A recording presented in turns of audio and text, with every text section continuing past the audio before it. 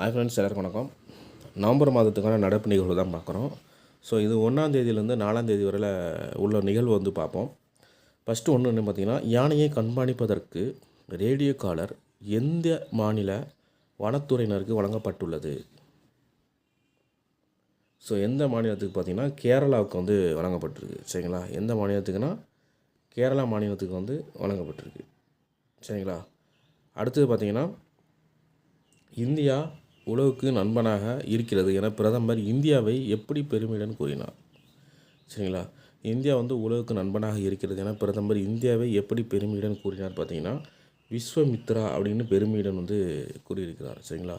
விஸ்வமித்ரா அப்படிங்கிறது வந்து யார் சொன்னா, பிரதமர் மோடி அவர்கள் வந்து இந்தியா வந்து உலகுக்கு நண்பனாக இருக்கிறது என்று கூறியிருக்கிறார்கள்.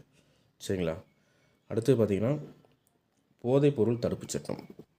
போதைப்பொருள் தடுப்புச் சட்டம் வந்து 1985 வந்து நிறைவேற்றப்பட்டது. சரிங்களா? அடுத்தது பார்த்திங்கன்னா, சரிங்களா, மது அருந்துவோர் எண்ணிக்கையில் தமிழ்நாட்டின் நிலை என்ன அப்படின்னு கேட்டிருக்காங்க. சரிங்களா?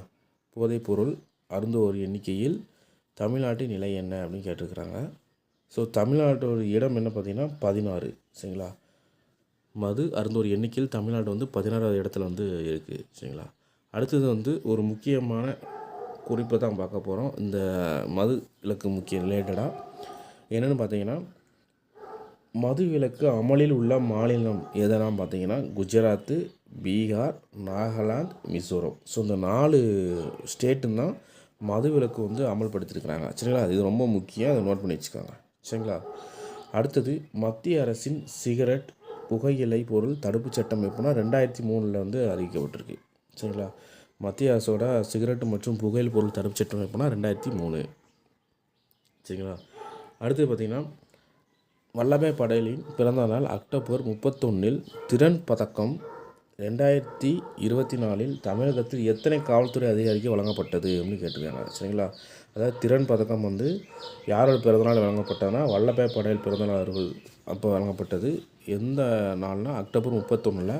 ஸோ எத்தனை காவல்துறை அதிகாரிகள் வழங்கப்பட்டது பார்த்திங்கன்னா மொத்தம் 7 பேர். இந்த 7 பேருமே தமிழகத்தை சேர்ந்தவர்கள். சரிங்களா?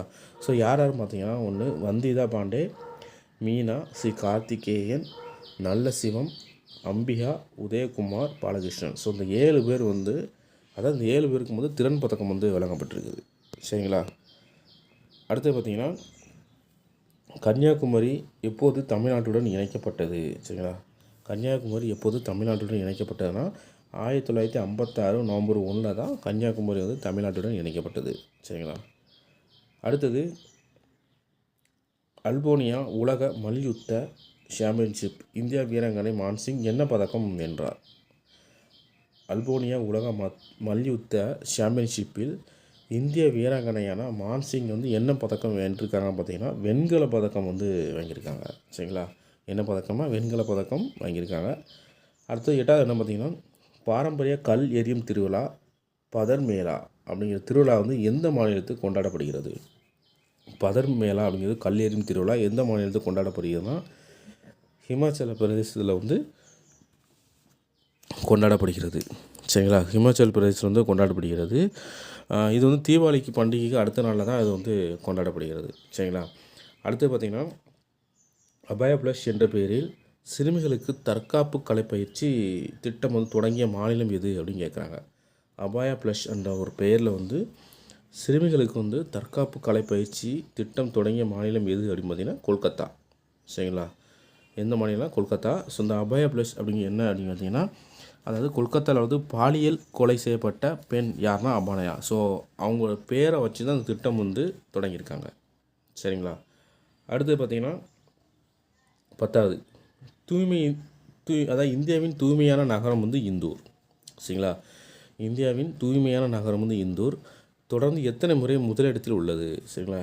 எத்தனை முறை முதலிடத்தில் உள்ளது அப்படின்னு பார்த்தீங்கன்னா 7 முறை வந்து முதலிடத்தில் வந்து இருக்குது. சரிங்களா? இந்த இந்தூர் எங்கே இருக்குன்னா எம்பி, அதாவது மத்திய பிரதேசத்தில் இருக்கிறதுனா இந்தூர். எத்தனை முறை வந்து முதலிடத்தில் உள்ளதுன்னா 7 முறை வந்து முதலிடத்தில் வந்து இருக்கிறது. அடுத்தது வஜ்ர பிரகார் கூட்டுப்பயிற்சி எந்த நாட்டிற்கு இடையே நடைபெற்றது? வஜ்ர பிரகார் கூட்டுப்பயிற்சி எந்த நாட்டிற்கு இடையே நடைபெற்றதுன்னு கேட்டிருக்காங்க. ஸோ எந்த நாட்டுக்கு இடையேனா இந்தியாவுக்கும் அமெரிக்காவுக்கும் இடையே நடைபெற்றது தான் வஜ்ரா பிரஹார் கூட்டு பயிற்சி. சரிங்களா? ஸோ அடுத்து பார்த்திங்கன்னா எத்தனாவது கூட்டு பயிற்சி அப்படின்னு பார்த்திங்கன்னா 15வது கூட்டு பயிற்சி. சரிங்களா? வஜ்ர பிரகாரம் வந்து 15வது அமெரிக்கா அண்டு இந்தியா கூட்டு பயிற்சி. ஸோ இது வந்து எப்போ வரைக்கும் நடைபெற்றனா நவம்பர் 12லேருந்து நவம்பர் 22 வரை வந்து நடைபெற்றிருக்கு. சரிங்களா? ஸோ அதேமாரி இந்த நடப்பாண்டில் வந்து 2வது பயிற்சி நடைபெற்றிருக்கு. ஸோ அது எங்கே அப்படின்னு பார்த்திங்கன்னா ராஜஸ்தானில் செப்டம்பர் மாதம். ஸோ அதோட பேர் என்ன பார்த்திங்கன்னா யூத் அபியாஸ் கூட்டு பயிற்சி. சரிங்களா? யூத் அபியாஸ் கூட்டு பயிற்சி அமெரிக்காவுக்கும் இந்தியாவுக்கும் நடைபெற்றது. அது எங்கன்னா ராஜஸ்தானில் செப்டம்பர் மாதம். சரிங்களா? அடுத்தது மத்திய பாதுகாப்புத்துறை செயலராக யார் நியமனம் செய்யப்பட்டுள்ளார் அப்படின்னு பார்த்தீங்கன்னா ராஜேஷ்குமார் சிங். சரிங்களா? பாதுகாப்புத்துறை செயலர் யார் அப்படின்னு பார்த்தீங்கன்னா ராஜேஷ்குமார் சிங். அடுத்தது பிரிட்டன், கனடா, அமெரிக்கா. ஸோ அங்கே இருந்து வரும் சீக்கியர்களுக்கு இலவச விசா அறிவித்துள்ள நாடு எது? பிரிட்டனுக்கும் கனடாவுக்கும் அமெரிக்காவுக்கும் இலவச விசா அறிவித்துள்ள நாடு எதுன்னு பார்த்தீங்கன்னா பாகிஸ்தான். சரிங்களா? அடுத்தது சைபர் அச்சுறுத்தல் பட்டியலில் இந்தியாவை சேர்த்த நாடு எது? சைபர் அச்சுறுத்தல் பட்டியல் வந்து இந்தியா வந்து சேர்த்துருக்காங்க. எந்த நாடு அப்படின்னு பார்த்தீங்கன்னா கனடா. சரிங்களா? ஸோ இதுக்கு முன்னாடி 2018, 20, 22 ஸோ அந்த டயத்துலலாம் இந்தியா வந்து இடம்பெறலை. ஸோ இப்போ இடம்பெற்றிருக்கு. சரிங்களா? அடுத்தது ஆஸ்திரேலியா எத்தனையாவது காமன்வெல்த் மாநாட்டில் பேரவைத் தலைவர் அப்பாவு மற்றும் சீனிவாசன் கலந்து கொண்டார்? சரிங்களா? காமன்வெல்த் மாநாடு எங்கே நடைபெற்றுன்னா ஆஸ்திரேலியாவில். ஸோ எத்தனையாவது மாநாடு அது? ஸோ தமிழகத்தில் வந்து பேரவைத் தலைவர் அப்பாவும் சீனிவாசனும் கலந்து கொண்டாங்க. ஸோ அது எத்தனையாவது மாநாடு அப்படின்னு கேட்குறாங்க. ஸோ இது வந்து ஒரு 67 மாநாடு. சரிங்களா? 67வது காமன்வெல்த் மாநாடு வந்து எங்கே நடைபெற்றதுன்னா ஆஸ்திரேலியாவில் நடைபெற்றது. சரிங்களா? இதெல்லாம் முக்கியமானது, நோட் பண்ணி வச்சுக்கோங்க. அடுத்தது 16 கோவர்தன் பூஜை எந்த மாநிலத்தில் நடைபெற்றது? எந்த மாநிலம் பார்த்தீங்கன்னா உத்தரப்பிரதேசம். சரிங்களா? அடுத்தது 17 பார்த்தீங்கன்னா U19 உலக குத்துச்சண்டை போட்டியில் இந்தியாவிற்காக தங்கப்பதக்கம் வென்றவர் யார்? யார்னா கிருஷ்ண வர்மா. சரிங்களா? கிருஷ்ண வர்மா. அடுத்தது 18வது பிம்ஸ்டெக் மாநாட்டின் வருடாந்திர உச்சி மாநாட்டின் வெளியுறவுத்துறை அமைச்சர் யார்? ஸோ வெளியுறவுத்துறை அமைச்சர் யார் அப்படின்னு பார்த்தீங்கன்னா மாரிஸ் சங்கியம். அடுத்தது சர்வதேச அளவில் காசநோயை ஒழிக்க நிர்ணயிக்கப்பட்ட ஆண்டு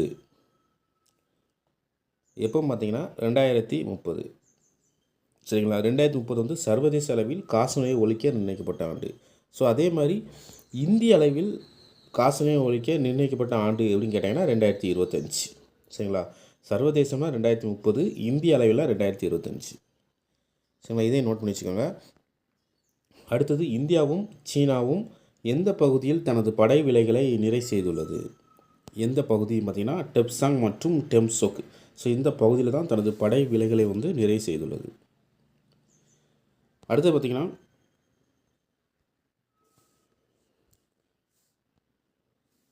100 வயதை கடந்த வாக்காளர்கள் வரிசையில் எந்த மாநிலம் முதலிடத்தில் உள்ளது?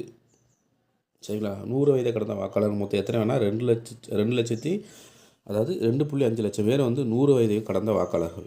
ஸோ இதில் ஃபஸ்ட்டு ப்ளேஸில் எந்த மாநிலம் இருக்குது அப்படின்னு பார்த்தீங்கன்னா மகாராஷ்டிரா தான் இருக்குது. சரிங்களா? ஸோ இதில் பார்த்தீங்கன்னா ஃபஸ்ட்டு ப்ளேஸு மகாராஷ்டிரா இருக்குது. மொத்தம் எத்தனை பேர்னா 47,392 பேர் வந்து 100 வயதை கடந்த வாக்காளர்கள். ஸோ இது தமிழ்நாட்டின் நிலை என்னன்னு பார்த்தீங்கன்னா தமிழ்நாடு வந்து 6வது இடத்துல இருக்குது. சரிங்களா?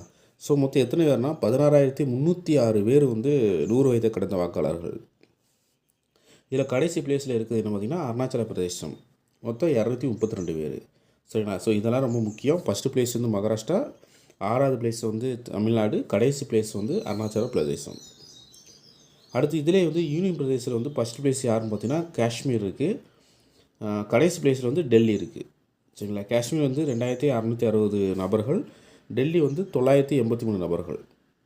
சரிங்களா? ஸோ இதெல்லாம் முக்கியமானது, நோட் பண்ணி வச்சு படிச்சுக்கோங்க. அடுத்து பார்த்திங்கன்னா ஜெர்மனி சார்புர்கன் நகரில் நடைபெற்ற ஹைலோ ஓப்பன் 2024 பேட்மிண்டன் போட்டியில் மகளிர் ஒற்றையர் பிரிவில் 2ஆம் இடம் பெற்றவர் யார்? ஸோ 2ஆம் இடம் பெற்றவர் யார் அப்படின்னு பார்த்தீங்கன்னா மாளவிகா பன்சோத். ஸோ இவர் தான் 2ஆம் இடம் பெற்றவர். அடுத்தது மனோன்மணியம் சுந்தரான் இயற்றிய தமிழ்தாய் வாழ்த்து பாடலை முதலில் மேடையில் பாடியவர் யார்? ஸோ ஃபஸ்ட்டு மேடையில் யார் பாடிருக்காங்க பார்த்தீங்கன்னா வே ராமசாமி அவர்கள் தான் ஃபஸ்ட்டு இந்த பாட்டை வந்து மேடையில் பாடியிருக்காங்க. அடுத்தது தமிழ்த்தாய் வாழ்த்து பாடலை அரசு நிகழ்ச்சியில் பாட வேண்டும் என்று 1970 நவம்பர் 23 அரசாணை வெளியிட்டவர் யார்? சரிங்களா. ஸோ யார் அரசாணை வெளியிட்டிருக்கான்னு பார்த்தீங்கன்னா கலைஞர் அவர்கள் தான் அரசாணை வெளியிட்டாங்க. எப்போனா 1970 நவம்பர் 23. சரிங்களா. அடுத்து பார்த்திங்கன்னா எந்த ஆண்டு தமிழ்த்தாய் வாழ்த்து பாடலை மாநில அரசு பாடலாக ஸ்டாலின் வெளியிட்டார்? தமிழ்த்தாய் வாழ்த்து பாடலை வந்து மாநில அரசு பாடலாக முதல்ல வந்து எந்த ஆண்டு வெளியிட்டார் பார்த்தீங்கன்னா 2021 தான் வெளியிட்டாங்க. ஸோ இது டேட்டு கேட்டிங்கன்னா டிசம்பர் 17. ஸோ இதெல்லாம் ரொம்ப முக்கியமான கரண்ட் அஃபேர்ஸ் தான். ஸோ நவம்பர் 1லேருந்து 4 வரைக்கும் உள்ள கரண்ட் அஃபேர்ஸ் இது. ஸோ இதெல்லாம் நோட் பண்ணி படிச்சுக்கோங்க. தேங்க்யூ.